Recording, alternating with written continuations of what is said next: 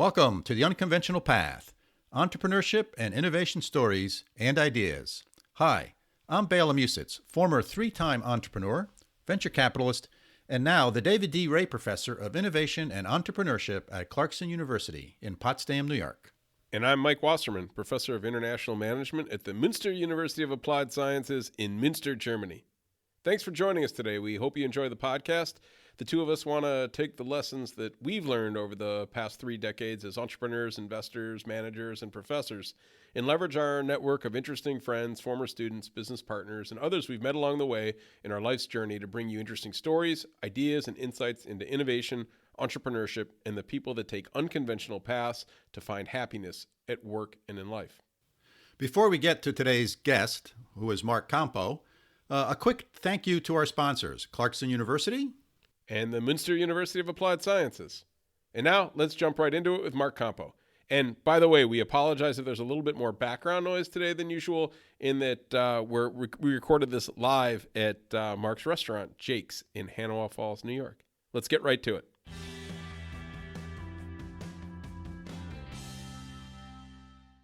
Hi, this is Mike Wasserman, and I am in Münster, Germany, as per my normal location. And today I'm very pleased to be connected electronically with beautiful Hannawa Falls, New York, where Bela Musitz is with Marc Compeau for today's interview. Bela, Marc, how are you guys doing? Terrific, Mike. Yep, we're doing well. Nice snowy day here in upstate New York. Excellent. It's nice to hear that you're getting ready for a white holiday and that there's a little snow on the ground. I'm sure you're thrilled, being the outdoorsman that you both are. It's a nice, warm, I think, 45 degrees here in Münster, which is much better suited for my life of an indoorsman and a non-winter sports enthusiast. But enough about that. So I'm really excited today to introduce Marc Compeau. Marc, you're going to have to help me with the dates, but I know that you have taught at Clarkson University entrepreneurship, innovation, marketing, going on, close to 20 years now? Yeah, next fall will be my 20th year. Okay, so I was pretty close there. And currently you are the owner of Jake's on the Water, and that's been open, I'm going to say 3 years? June 1st will be 5 years. 5 years. I was off big there. Big milestone. Okay. And I know I'm going to let you describe your kind of rich entrepreneurial history, but you have had what I would call a very interesting career path so far. And both Bela and I thought you would be an amazing guest on this show because we focus on people with interesting career paths, and we focus on people who are interested in small business and entrepreneurship and innovation. And we really, neither of us could think of a more perfect person than you to be on the show. Okay, so yeah, that's interesting segue. So I think let me just interrupt. Yeah. A great thing is people don't know what Jake's on the Waterway is. Yeah. So yeah. Well, let me go back a bit as quick as I can and tell you that when I was in grade school, I was always the winner of this fundraising contests, right? I was the guy that always sold the most magazine subscriptions, and I was always the guy that sold the most Christmas cards, and that was what got me all fired up. All the neighbors knew every Christmas that here I came, and I always had the catalog out figuring out which prize I was going to redeem because I was definitely going to break a record that year. Here comes little Marky. Here he comes. Yep, that was me. And I didn't know it then. I had no idea what that meant then and the impact that desire to sell was going to have on my future. My father was a self-made guy, and I always admired that. He started an architectural firm, and we bootstrapped our way through my early childhood, and I understood what that meant. And I listened to dining room conversations about startup and stress and failure and success, and I caught the bug at an early age, for sure. I knew people said, "What are you going to do with your life?" And my answer was always the same. I always would say, "I'm going to be playing golf and making money, and I'm not a very good golfer." And I said that at a young age. I wanted to be independent. I knew that about myself. So I applied to Syracuse University. I was going to go be my dad's kid and being an architect and take over his firm.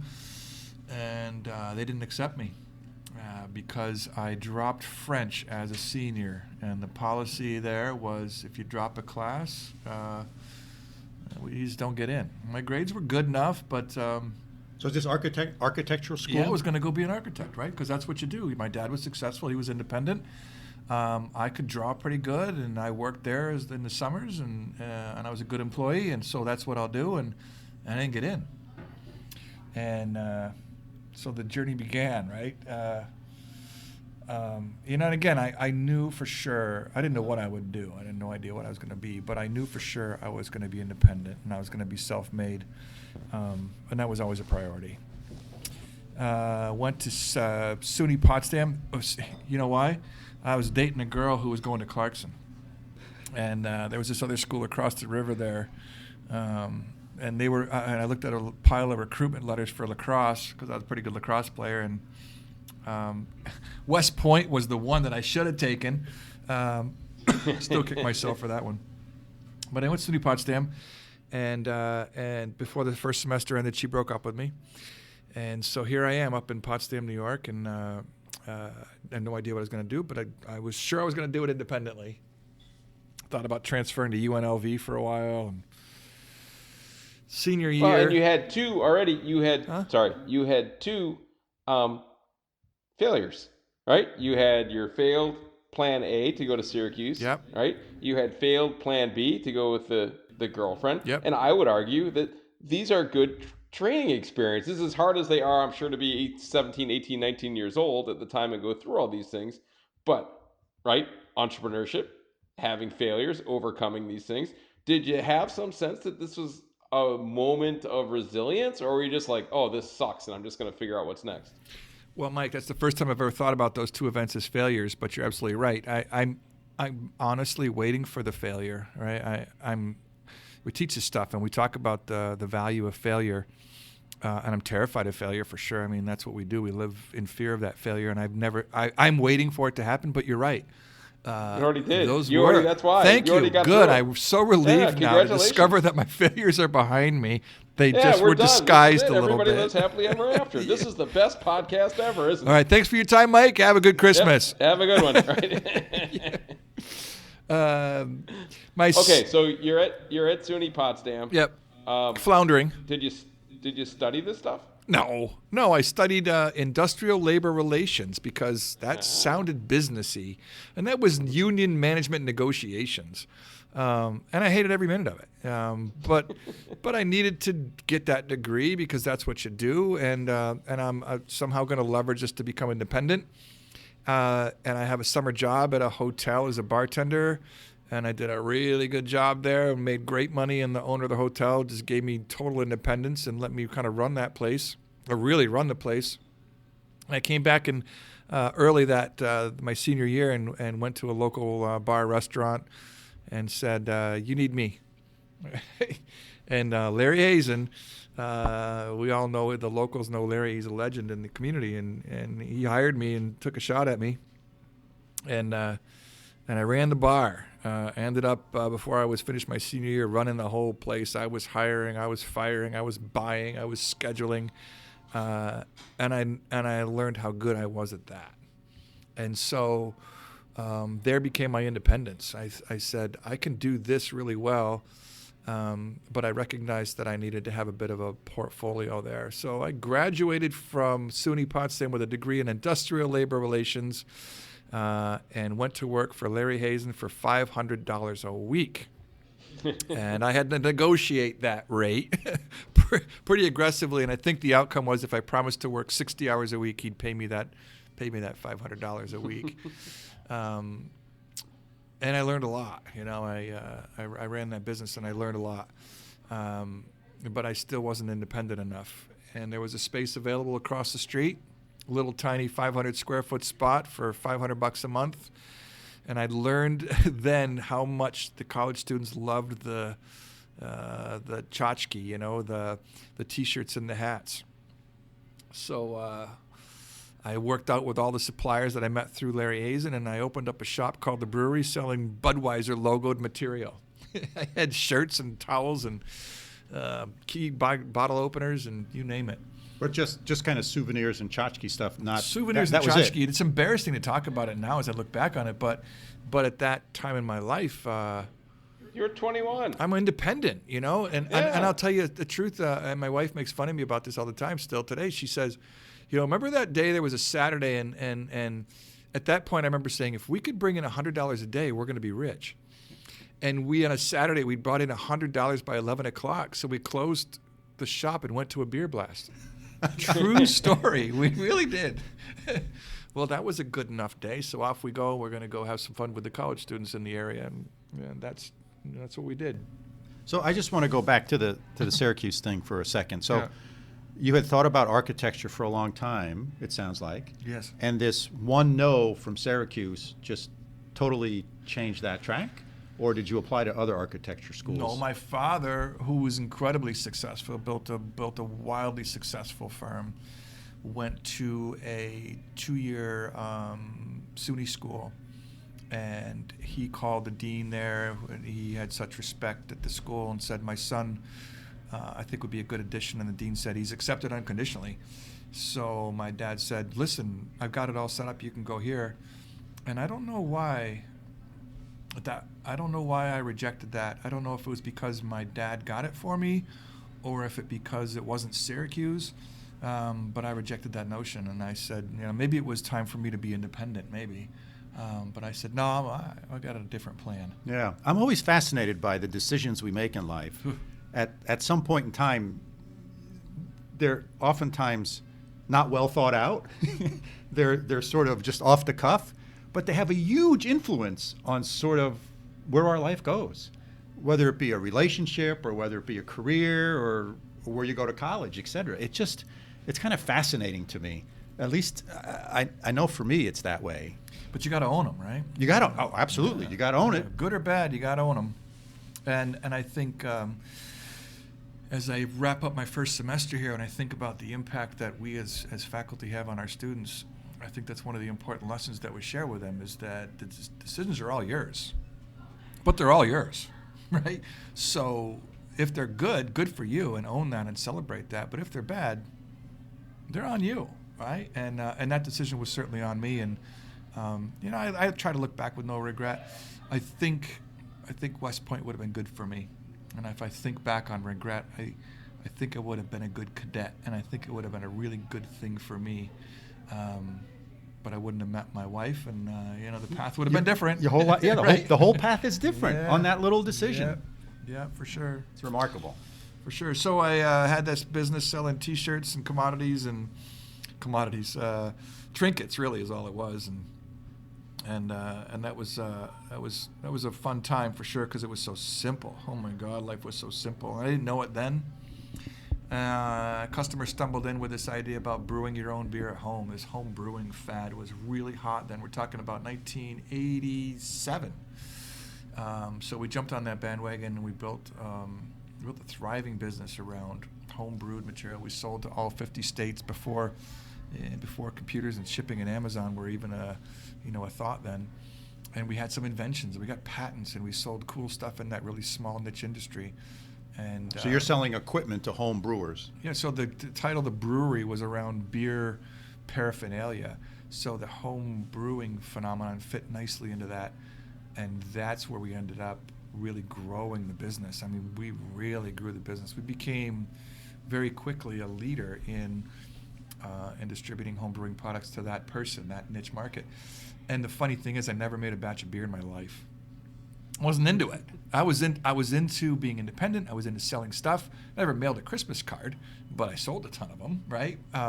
And here I am finding this opportunity and chasing that opportunity to try to be independent and grow a firm around this idea, but no interest in the idea.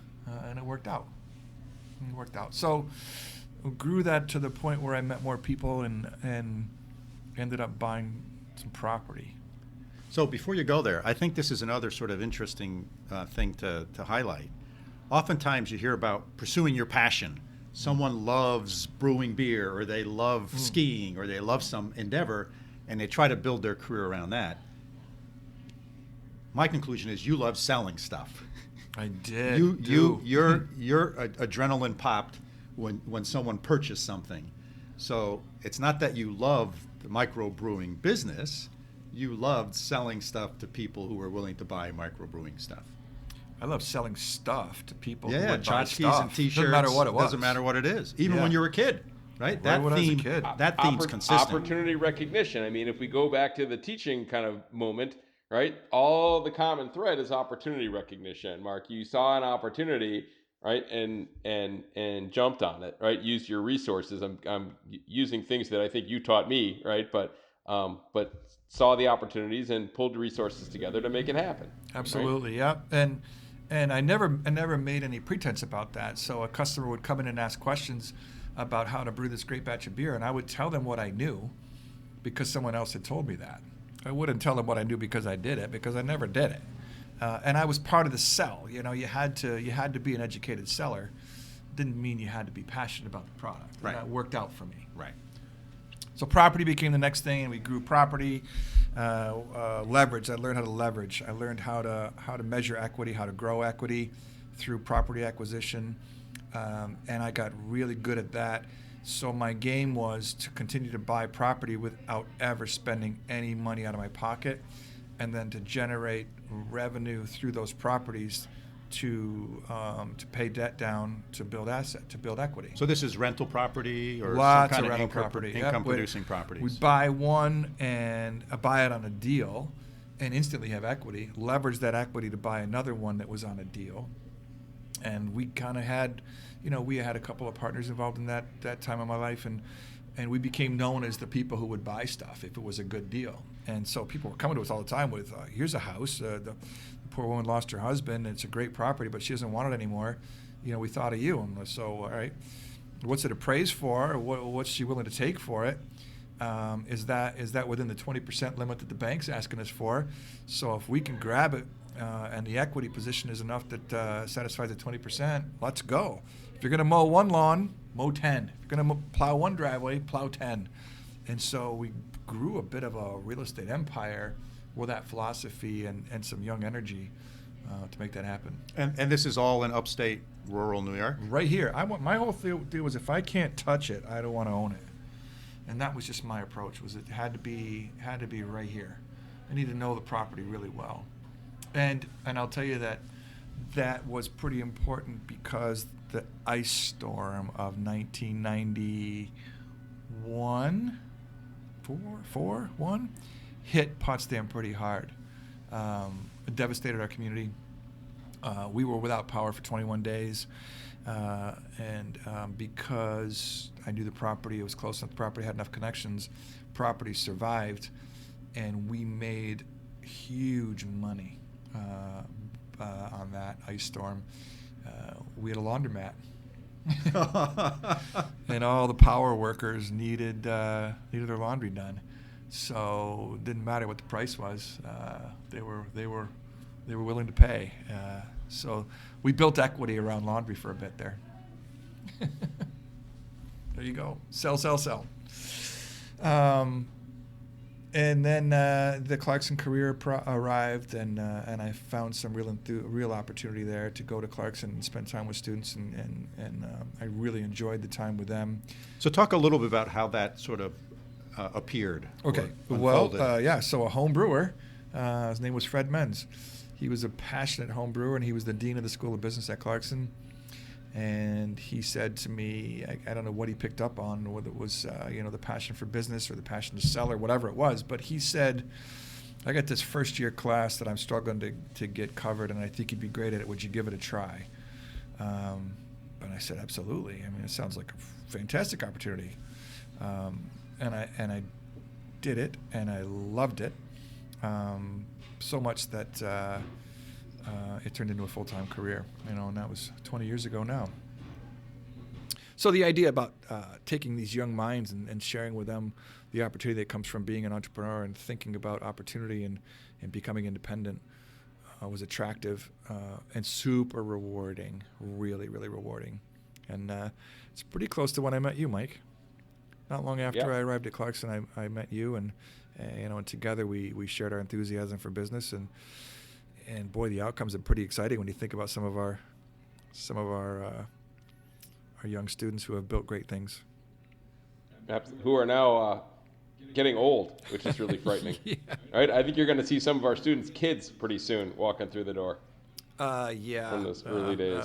Then it's time to leave for sure when that Exactly. happens. Yeah. So I'm at So, Clarkson and I'm loving teaching and I'm a goal-oriented guy, so we chase goals. We want to be ranked, and we want all these exciting things to happen. And an editor at Forbes says, "Geez, we got this tiny little school in upstate New York that's ranked in multiple programs. How the heck are they doing that?" And he gives me a call, and I meet in New York with him, and it was an exciting lunch with him. And he says, "We have ignored the small business owner for too long. Would you write a column to those people?" And for 7 years, I wrote a column, Dear Mom and Pop. And that was just the tiny issues that little tiny Main Street entrepreneurs who are maybe making $100,000, maybe $500,000 a year are wrestling with became my obsession. And that was really fun. It turned into a course we called My Small Business 101, and we put over 1,000 entrepreneurs in a rural upstate New York through this course about the realities of small business. And you know, I never forget an economic developer called it a rah-rah course. And that's exactly what it was. Yeah, it was. We can do this together, and we got to fight the good fight, and we got to keep our chin up. But we can build these main streets, and we can beat these Walmarts and these Amazons together if we stay focused on what we're trying to build together. So that was a really interesting time to be so obsessed with those little guys that I think means so much to so many communities. It's the backbone of many communities. Well, and they're coming back, right? They're coming back, and that's exciting to think about. We got nationally ranked in entrepreneurship at Clarkson. We got endowed. We have a wonderful donor, David Ray, who's meant a lot to all three of us, who believed in what we were doing and came through with the funds that we needed to do to grow it. And I'll never forget sitting in the Lowe's parking lot. My phone beeped and said, "You're ranked in the top 20." And I looked at my wife and I said, "Look at that." And she's like, "Good for you." And I said, "Well, time to move on." You know, we did what we set out to do. Goals were achieved. Time to go do something else. And there was this little property in Hannawa Falls that sat on the waterfront that had been neglected for far too long, that she and I tried to purchase several years before, but life got in the way. And I said, "I think I want to go do that again." And she said to me, "Either we're going to do this or we're always going to wonder if we should have." So we struck a deal with the owners, and we bought a dilapidated old building that needed a whole lot of TLC. You know, here we sit 5 years later, and Jake's on the water that's about to do $1.75 million in revenue in a tiny little upstate New York town with 40 employees and throwing $500,000 a year back into the community. And I'm older and exhausted and wonder what the heck I'm doing here. But I know exactly that this is what I had to do. You know, I had to circle back and prove that I could pull off the big one. That's where we are. Yeah, and I like it's almost back to where you began, back where you were running the bar for Larry Hazen, right? It's like, it's this interesting full circle, I think, that's neat. And this is where the podcast doesn't do things justice. And I'm sure a lot of visitors will have, or a lot of our listeners will have a hard time imagining what we're talking about. So I'll try to visually describe the setting a little bit. And it's what I would call a small lake or a large pond, beautiful treed rural area. Winding 2-lane road runs in front of it. And what was this dilapidated house is now this beautiful space with an outdoor deck for the summertime, a boat launch where you can canoe up, right, and go to the bar and grab a drink. Beautiful wood floors, beautiful fixtures, a bar. What the Amish guy built the bar for you out of local hardwood. Beautiful ironwork, windows floor to ceiling, looking out over this beautiful view, 4 seasons. And just a really miraculous space, considering what was there before, and really what else is going on. And then, I think the challenges of, it's 10 minutes from town. Yeah, and right? just for your listeners, if you go to jakesonthewater.com, you get a pretty good visual of the location that we're in right now. I think there's some photos there that'll help you see that. Yep. Yeah, we're like 10 minutes from town. We're 7 to 10 minutes from 2 universities and 10 minutes from a major employer that is our hospital too. So the population is here. For sure. If I could go back though to the space, we we love the space. I have no idea how to run a restaurant. I'd never run a restaurant. I really literally can't cook Campbell's soup without burning it. I don't know if it's milk or water what you put in that thing, but I always fail to make that happen. But I just love this property, and I brought my father, the architect, up and. I said, Dad, let's take a look at this property. I really think I want to buy it. And we drove around it because the owner didn't know we were interested yet. And we kind of sneaked around and went across the lake and peered at it from binoculars and stuff. And I remember we parked in the parking lot. And I said, what do you think, Dad? He goes, I got to be honest with you, son. You sure bulldozing it's not an option? I said, Dad, there's too many memories in that space. We got to save the space. And he said, okay, you got to start with the foundation and we'll go from there. So we literally ripped every bit of this building out that we could. We had no electrical, no plumbing. We had no insulation. We tore the roof off. We tore one complete section off. And there was a day in January when we were burning wood in a fireplace that should have burnt the place down because the flue wasn't even open. I found out later. Trying to stay warm. And I begged my wife to come out because we had put our first wall up. And so there was progress. And she came in and begrudgingly came in, stomped her feet off at the door for her snow and walked over to the fireplace and said, what do you want? I said, look. She, can you see it? And she goes, well, can I see what? And I said, well, 4 walls and a dream. And she goes, look to your right. It's only 3 walls. And she walked out and left. And she didn't come back for a month. But that was the most exciting day to me, I think. If I think back on it, was we'd stripped it down to nothing. And in my mind, I could see the engagement that happened here last night. I could see the graduation celebrations. I could see the baby showers and the champagne glasses tinking to celebrate a birthday or whatever's happening. I ignored the cost, but I knew it was going to work, and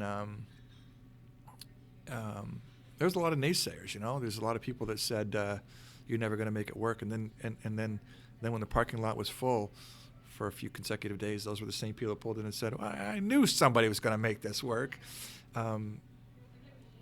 but that the reward for us both has never been financial. We're proud to own the asset, and we own it with the bank. The pride comes from those moments, when we get it right. And we've gotten it wrong a lot.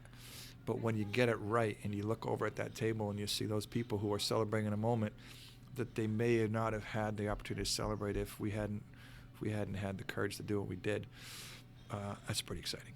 And those employees, I get thank you notes from employees when they buy a new car. That is incredibly rewarding to get a note like that. And I don't know if the word's out that I love that, but I get that all the time. It's my new couch I bought, thank you. Standing in front of that fireplace when we only had 3 walls and a dream, that's pretty exciting. That's where we are today, and it's successful. Continues to have its cash flow challenges, and it continues to have personality challenges. And we're still trying to develop our brand and deal with the changing competition, and we're changing regulations every day. But I think we're over the hump. I think we're at the point now where we can feel pretty good about what it's going to be for a long time. One of the things that impresses me, Mark, and I was, being 10 minutes away from everything, is you made yourself part of the community, and the community comes to you, right?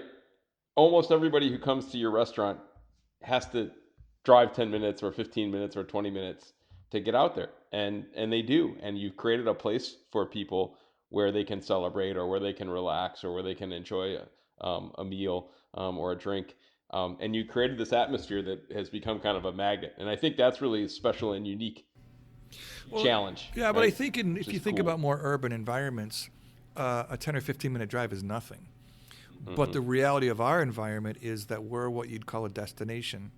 So we have a thriving and beautiful downtown environment with lots of restaurant options.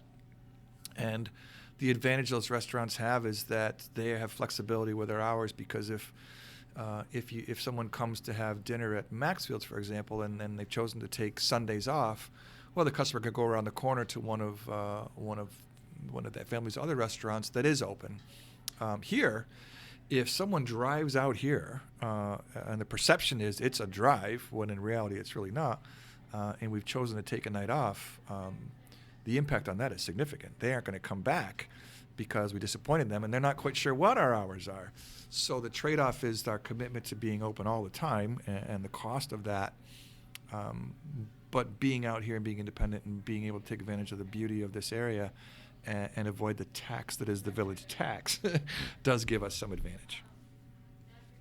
What have been some of the challenges that you overcome? I mean, I think a lot of people that listen to this podcast are people who are thinking about starting a small business, and you started successfully multiple. What are some of the challenges that you've seen that maybe you can pass on some words of advice to the listeners? I don't ever want to. I always worry about throwing a wet blanket on a fire. So if you're passionate about an idea and you've done enough research to understand that there's a demand that exists, and you've done enough work to feel good about your numbers, because the numbers are always the key, off you go. But the biggest thing I see, and the biggest struggle that we have had and continue to still have today, is the cost of growth. It costs so much money to grow.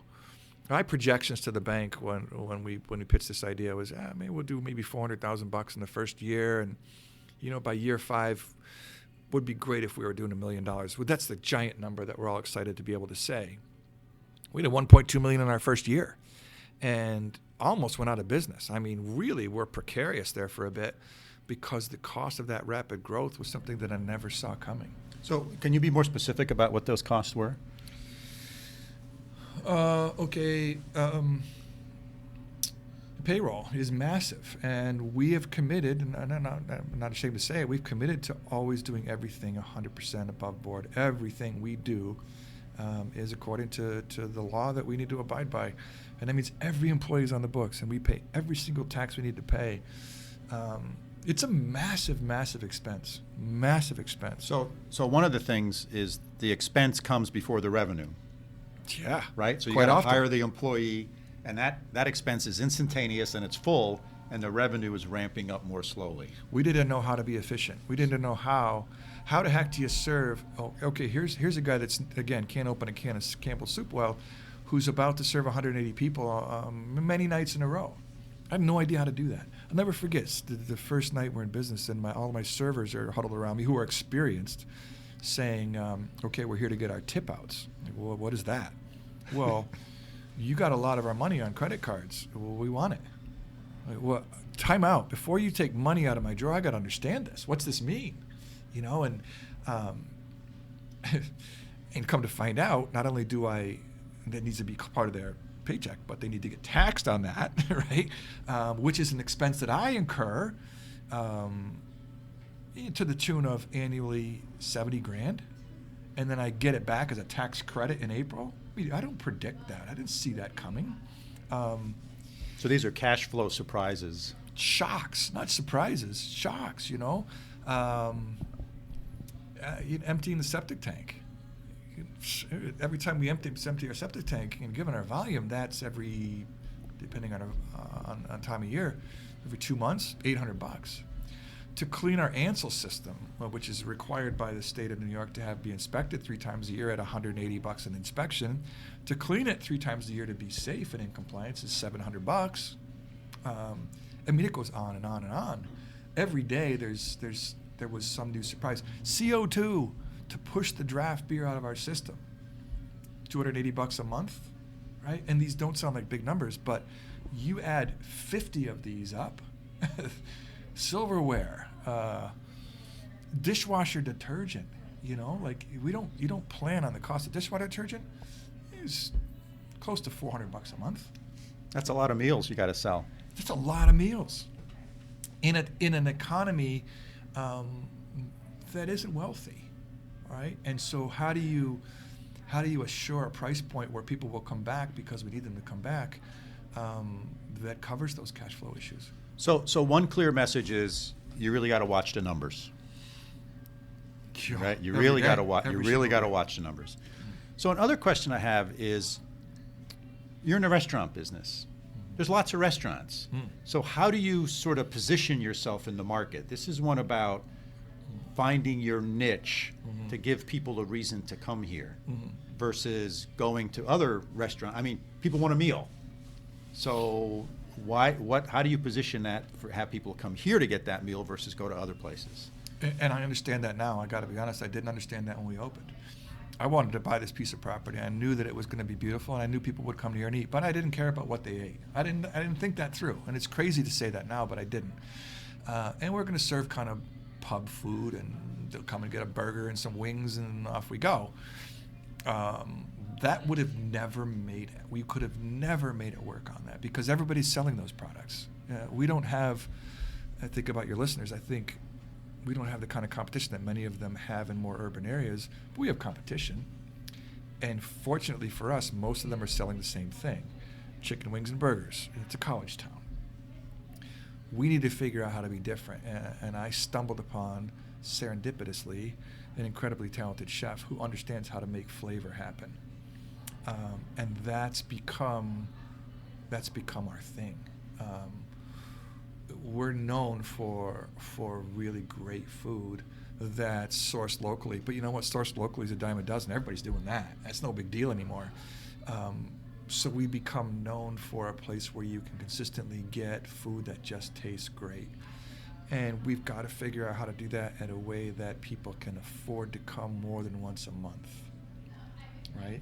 Now, right, when May hits and it's graduation season and the water is so beautiful, people are coming from all over the place to come enjoy the atmosphere. Not so hard, but November through February, we're relying on a much smaller population to enjoy great flavor at a price that they can afford. So it changes, you know. It's so complicated. And how do you build that clientele? How does that work in this industry? Right. Some people think about, we talk to students. Oh, I'm going to use social media to promote my idea. How does that work in reality for a business like this? And again, I'm going to go back to our location is unique in that we're somewhat rural, but we have two colleges and a hospital. So you've got different dynamics. We've got a somewhat impoverished, somewhat rural community, and we've got some people of taste and affluence who are looking for a more fine dining experience. And how do you balance both of those? We've got a burger on our menu every day, but we'll also serve. What are we? Trying to think of one of our more extravagant dishes. A bluefish. Someone said I never thought I'd see bluefish being served in Hannawa Falls, and I remember saying, no, we're not just serving it, we're selling out, right? But you just got to pay attention to who's coming in the door. Social media works for sure, but it's word of mouth here. It's someone saying, I found a great place, which means those first guests have to have a great experience. It takes time, more time than you'd think. Am I answering that? Very good. Yeah, it's complicated. We think about numbers all the time, and I want to help listeners think about that. Every dollar that comes in, you got to think about, out of that dollar, what are the costs?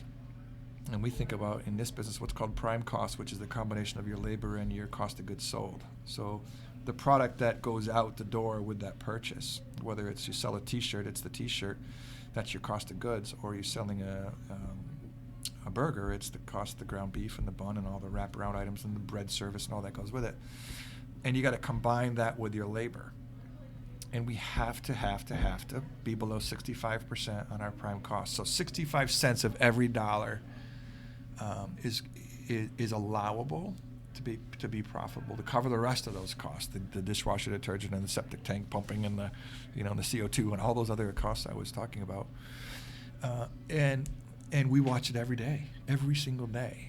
And I've got a leadership team that's got accountability in those areas. And we sit down at this very table once a week on Thursdays, and I say, here's where we are month to date, here's where we are year to date. And, and together we wrestle with those numbers. And we didn't hit them this summer. It's always a balancing act. Your cost of goods sold goes up, your payroll goes down. Your payroll goes up, your cost of goods sold goes down. And I'm convinced, and I've challenged my team this summer to hold those two in check, and I know we can do it. And that's exciting to think about. And I had to get my leadership team to get excited about it because they're terrified of it. I'm like, this is exciting, we can do this, but it's it's a kind of a team effort to pull this off.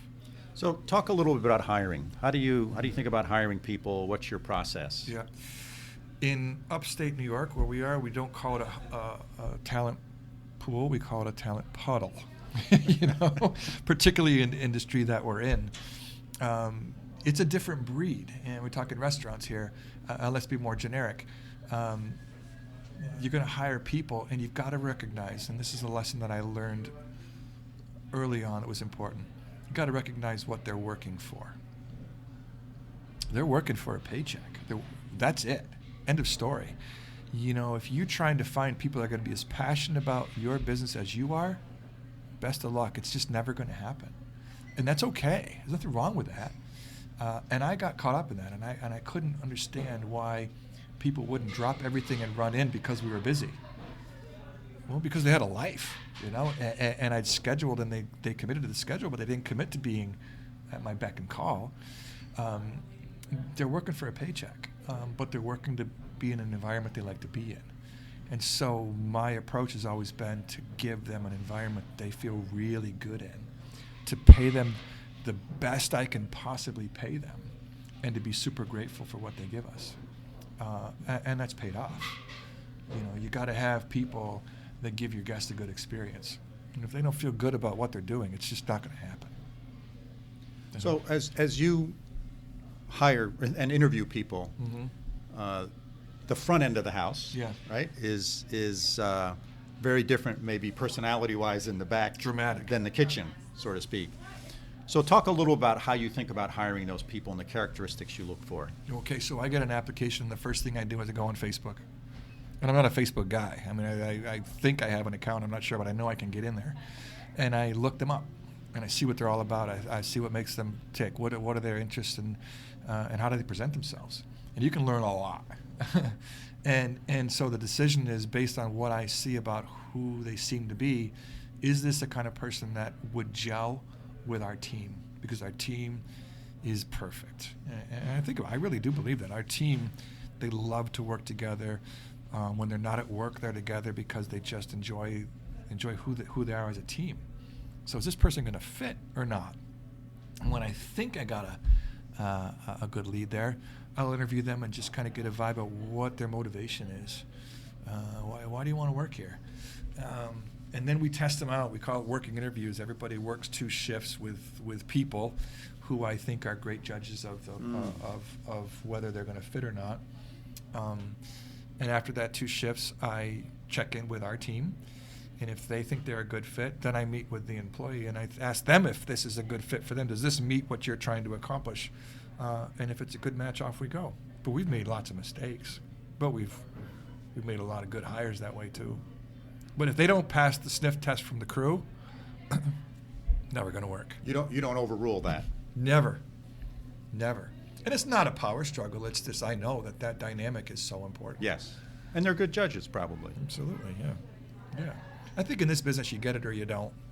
There's no gray area. You can't take someone that doesn't get what the chaos of a Saturday night at 7 o'clock is and teach that to them. You put them in a Saturday night at 7 o'clock, and if they thrive, off we go. If they don't, it's just not going to work. You can't train that. And every business is different. Yeah.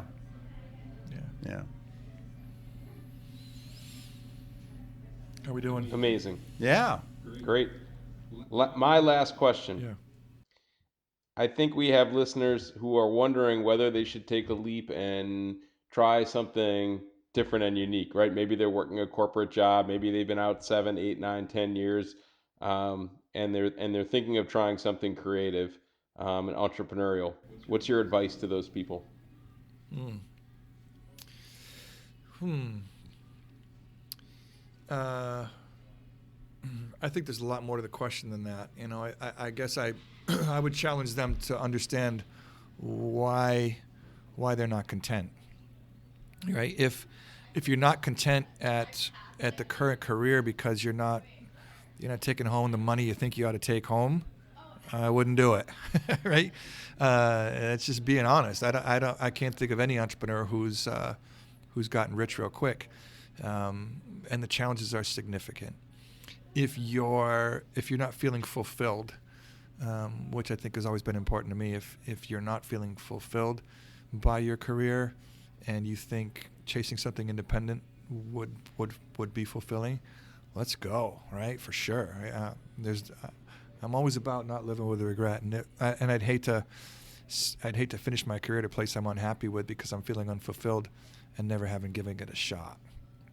There's a lot of legwork, and the reality of it is, as I said to students today, every day is a challenge. Every single day, there's some new roadblock you're going to bump into. Every single day. This morning I came in and the drain to our soda dispenser was plugged. And so I got out a coat hanger and I cleared the plug and off we went. And I thought, oh my gosh, if that's it today, what a great day. I'm going to accept that that's my challenge. Other days, last week we had a $2,500 real important piece of equipment go down and spent $1,500 trying to fix it before we realized we should have just bought another $2,500 piece of equipment, which is now in the kitchen. That's a challenge. It's no fun, right?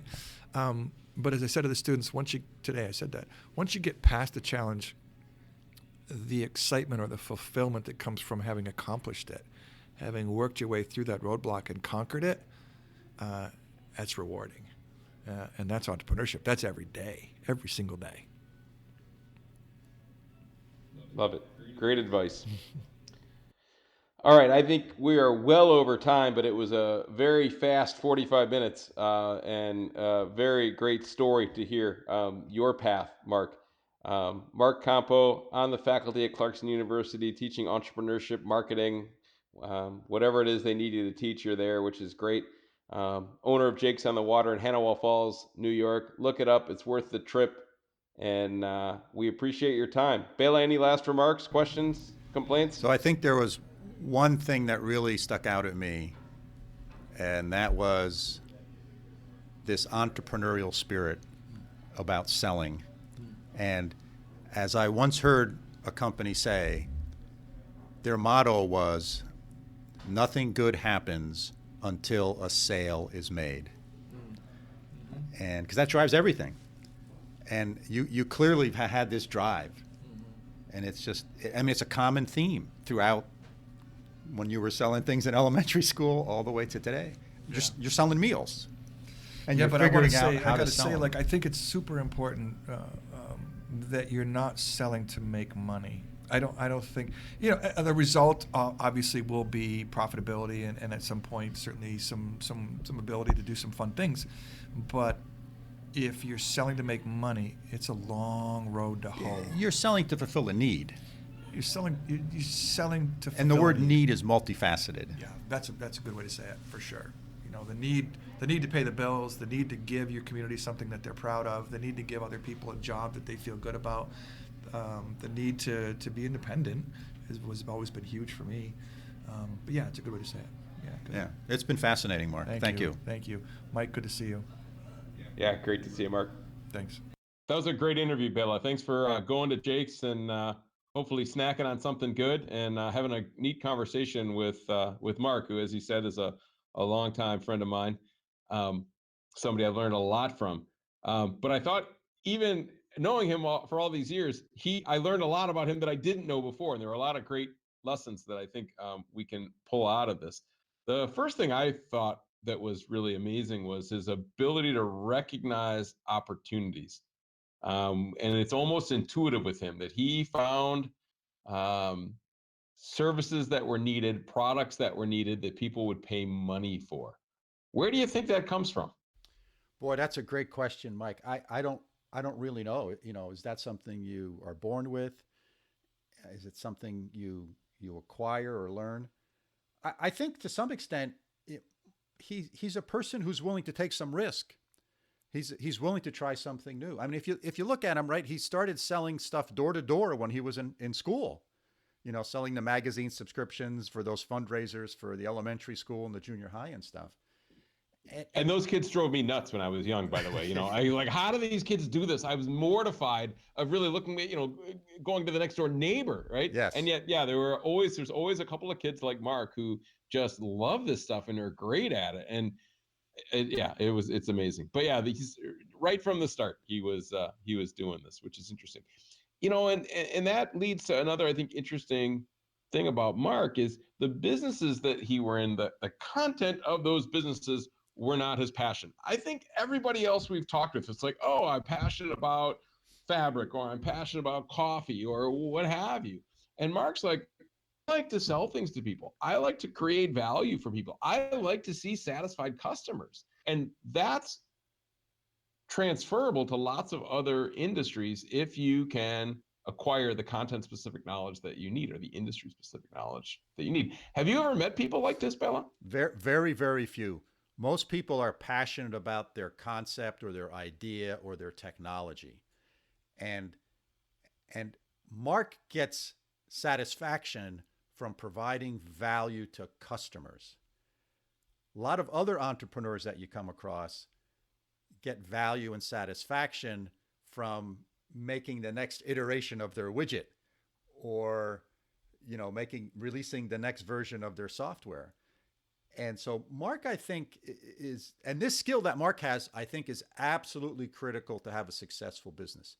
Successful entrepreneurs, successful businessmen all have this, because they understand without customers, you don't have a business.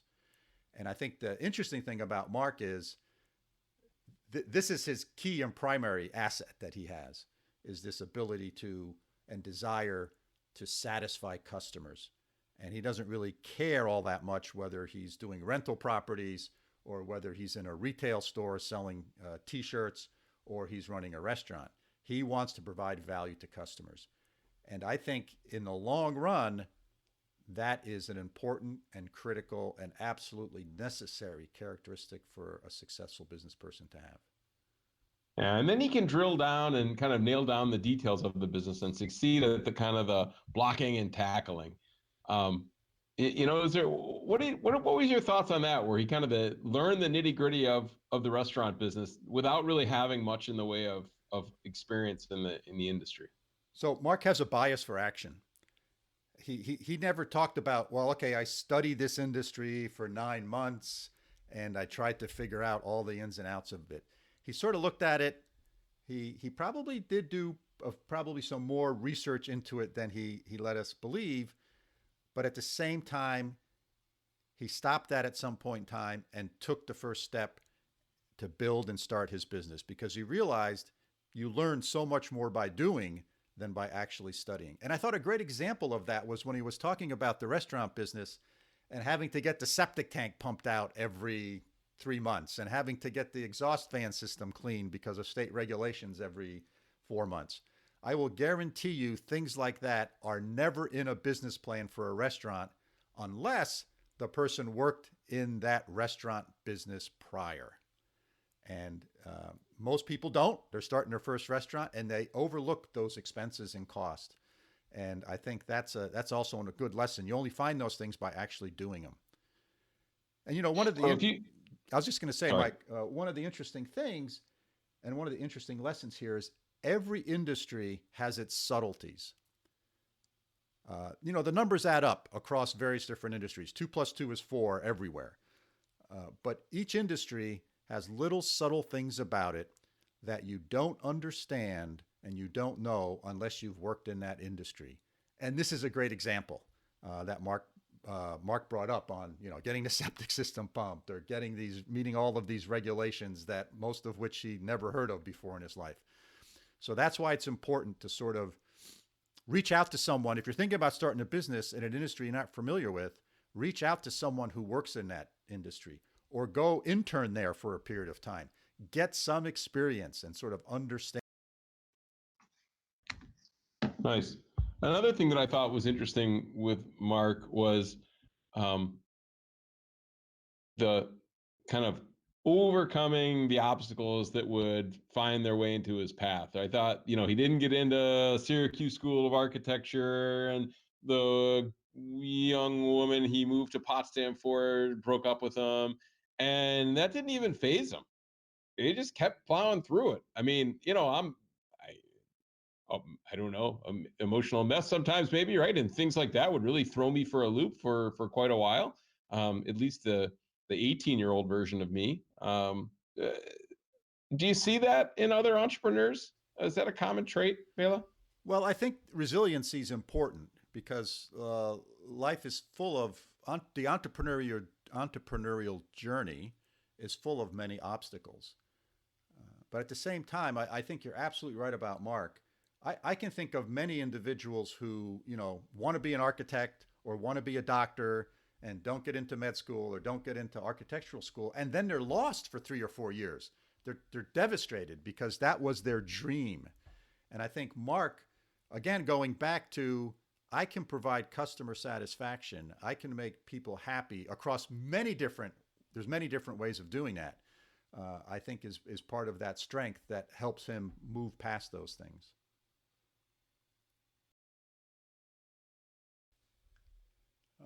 Let's see. Well, the other thing I want to say that I think is really interesting is, and I've experienced this, and maybe you have as well, that when you teach something, that's when you really learn it. And I think this is one of the great things that works for Marc as well. He's teaching entrepreneurship. And by teaching it, I think he's learning more and more about entrepreneurship that then he can apply to his businesses and his endeavors. Agreed. All right. That was a good interview. I'm glad we did it. Hope our listeners really enjoyed that. Well, we're really happy that you joined us in our podcasting adventure for this week, and we hope you found the last hour interesting and thought-provoking. We have, as usual, 2 small requests. 1, if you have questions about what we've discussed, suggestions about topics or potential guests, get in touch with us. Our email is bela.and.mike@gmail.com. And second, if you like what we're doing, hit subscribe or like on your podcast app, and even be radical and consider writing a quick review. If you know others that might find this interesting, please share us with them. So that's it for this week. Thanks for spending time with us, and we look forward to you joining us in our next episode. Hey, Mike, see you next week. Thanks, Bela. See you next week. This podcast is produced for Mike and I by our friends at Busy Media of Schenectady, New York. They can be found at busymedia.co.